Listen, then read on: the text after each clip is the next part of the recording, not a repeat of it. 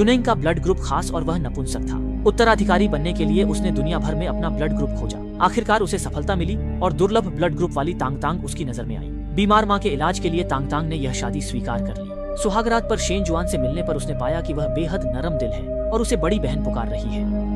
दीदी, लेकिन वह तो मुझसे 5 साल बड़ी है। तांग तांग अभी यह समझ भी नहीं पाई थी कि आखिर माजरा क्या है। तभी शेन जुआन अचानक उसके करीब आ गई और उसके कान के पास बोलने का लहजा इतना नरम था कि जैसे दिल को पिघला दे। तांग तांग का दिल एकदम से धड़क उठा। उसने सोचा, जब शादी शेन परिवार में हो ही गई है तो जितनी जल्दी शेन जुरेन का बच्चा पैदा कर दूं, उतनी जल्दी अपनी माँ की बीमारी भी ठीक करवा सकूंगी। किसे पता था कि अगले ही दिन सुबह शेन जुआन गुस्से में उसके बिस्तर के सामने खड़ी थी और उसने एक ऐसी बात कह दी जिससे तांग तांग दंग रह गई। सुहाग रात पर गैर मर्द संग सोना, लगता है तुम्हें अपनी जान की परवाह नहीं है। चेहरे पर उलझन और असमंजस के भाव थे।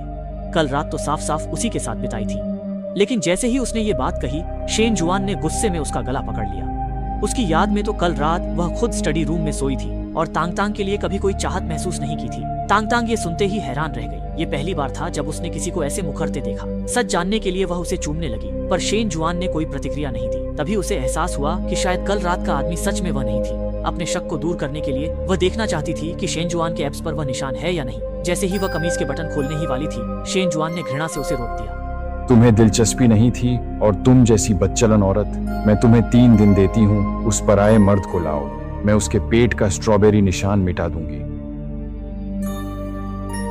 तो मैं तुम्हें ही सबक सिखाऊंगी। तांग तांग ने ये नहीं सोचा था कि बात यहाँ तक पहुँचेगी। अब वो शेन जुआन जैसा दिखने वाला आदमी कहाँ से लाए? शेन परिवार में कड़ी सुरक्षा है, वहाँ परिंदा भी पर नहीं मार सकता। काश शेन जुआन का कोई जुड़वा भाई होता। तभी बटलर ने पीछे से आकर धीरे से बताया कि शेन जुआन का एक भाई शेन शिंगे था, जिसकी सालों पहले मौत हो गई, पर परिवार में इस बात का जिक्र करना सख्त मना था। शेन जुआन के सामने उस रात का जिक्र सुनकर टांग टांग डर गई। कमरे में लौटते ही उसने बालकनी पर काले कपड़ों में एक आदमी देखा। उसके शरीर के निशान देख वह समझ गई कि यह वही पिछली रात वाला शख्स है। बटलर की चेतावनी याद आते ही उसने तुरंत पूछा, क्या तुम शेन जुआन के भाई शेन शिंगे हो? शेन जिंगी मर चुका है। शेन परिवार के कई दुश्मन थे। वह दूसरों को धोखा देने के लिए महिलाओं में अरुचि और दिन में कठोरता का नाटक करता था। रात में वह फिर से सौम्य बनकर तांग तांग पर नया हमला शुरू कर देता। भाई, तुम्हारी औरत, कूदना बंद करो। अगले दिन तांग तांग को शेन परिवार खतरनाक लगा तो वह दहेज लेकर भागने लगी, पर द्वार पर बॉडीगार्ड्स ने उसे रोक दिया। उन्होंने कहा कि बिना वारिस दिए वह यहाँ से एक पैसा भी नहीं ले जा सकती। इतने कंजूस। परीक्षा पत्र, मैंने कहा था कि तुम कभी भी खड़े नहीं हो पाओगे। हाँ, अगर ये सच हो गया तो जाने वाला तो मैं ही हूँ ना। हाँ, मैं। सौतेला पिता लड़की के 18वें जन्मदिन पर उसके कमरे में घुसने लगा। कदमों की आहट सुन लड़की को अपनी बर्बादी का एहसास हुआ। तुम मुझे पकड़ने की हिम्मत करते हो, पर इस नाजुक घर में भाई ही उसका सहारा था। जब भी सौतेला पिता हमला करता, भाई ही उसे बचाता। वे पर्दे के दोनों ओर सोते और लड़की भाई की कमीज पकड़कर ही सो पाती थी। पिता की मौत के बाद वह माँ के साथ यहाँ आई थी, पर सौतेला पिता उस पर बुरी नजर रखता था। यहाँ उसका हर दिन नरक था। अगर भाई सामना न करता तो वह अपनी इज्जत खो देती। वह जानती थी कि भाई उसे पसंद नहीं करता, बस उसकी भलाई चाहता था। अब हाई स्कूल के बाद उसकी नौकरी भी सौतेले पिता ने छीन ली थी। मैं जिस जगह काम करता हूँ वहाँ दफ्तर का काम है। तुम अब बड़ी हो गई हो, अगर चाहो तो थोड़ी देर में मेरे साथ बाहर चल सकती हो। लेकिन जैसे ही लड़की जाने लगी, सौतेले पिता ने उसे रोक लिया। माँ को आज डायलिसिस के लिए जाना है। उन्होंने जानबूझकर केयर टेकर को हटा दिया ताकि लड़की के साथ रहने का मौका मिल सके। लड़की के मना करते ही माँ ने उसे रोक दिया। माँ, जो कभी शानदार करियर वुमन थी, अब बीमारी से निर्बल होकर सौतेले पिता पर ही निर्भर हो गई हैं। वह आज मेरे साथ चलेगा।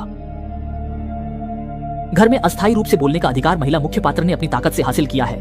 3 साल तक सब कुछ अपनी आंखों से देखने के बाद पास ही खड़ी माँ ने भाई को किसी बहाने से वहां से भेज दिया और लड़की को एक तरफ ले गई।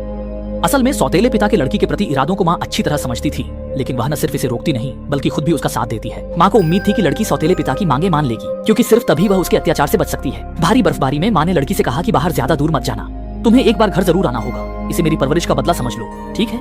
लड़की को अपनी कानों पर यकीन नहीं हुआ। उसने कभी नहीं सोचा था कि उसकी माँ अपनी बेहतर जिंदगी के लिए अपनी ही बेटी की बलि देकर एक अपराधी को खुश करने का रास्ता चुनेगी। माँ की बार बार मिन्नतों के सामने लड़की समझ नहीं पाई कि क्या जवाब दे। तभी उसके भाई ने हाथ बढ़ाया।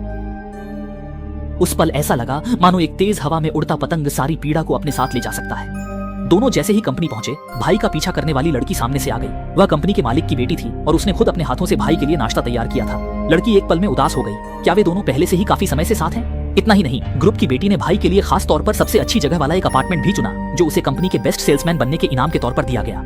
लड़की ने गलतफहमी में सोच लिया कि भाई उसे छोड़कर अकेले रहने जा रहा है। भैया आप गुस्सा मत होइए, मुझे पता है कि मैं अब बालिग हो गई हूँ, मुझे आपको परेशान नहीं करना चाहिए, लेकिन आप मुझे मत भगाइए, मैं अपनी देखभाल खुद कर सकती हूँ। सुलो, यह घर तुम्हारे लिए है, कॉलेज जाने तक यहाँ रहना। भाई ने लड़की को घर वापस छोड़ दिया ताकि वह यहाँ आराम से रह सके। दरवाजे के लॉक में सिर्फ उसी की उंगली के निशान थे। उसने कहा, तुम्हारे फिंगरप्रिंट भी इसमें जोड़ दो। वहाँ जाओ, जरूरी नहीं मेरे आने पर दरवाजा खोलना। इस कमरे में तुम ही आ सकते हो, रात को सोते समय मत डरना। लेकिन मुझे तुम्हारी बातों से डर नहीं लगता। आज तुम्हारा जन्मदिन है मेरी प्यारी बच्ची। इस समय लड़की को जीवन किसी सपने जैसा लग रहा है, लेकिन उसे इस बात की चिंता भी है कि उसका भाई शायद फिर कभी वापस ना आए। उसके भाई ने प्यार से उसके सिर पर हाथ फेरा। वह विश्वविद्यालय जाने तक हमेशा उसके साथ रहेगा। लड़की को जाते हुए देखकर लड़की बेहद भावुक हो गई। पिछले 18 सालों से उसके कमरे के दरवाजे की खड़खड़ाहट और अचानक खुलने की आवाज उसके लिए हर रात बुरे सपने बन चुकी थी। लेकिन उसके 18वें जन्मदिन पर उसके भाई ने उसे एक सुरक्षित घर दिया था। हालांकि वह जानती थी कि यह शांति ज्यादा दिन नहीं टिकेगी। उसी शाम उसकी माँ ने उसे एक संदेश भेजा, माँ आ गई हैं।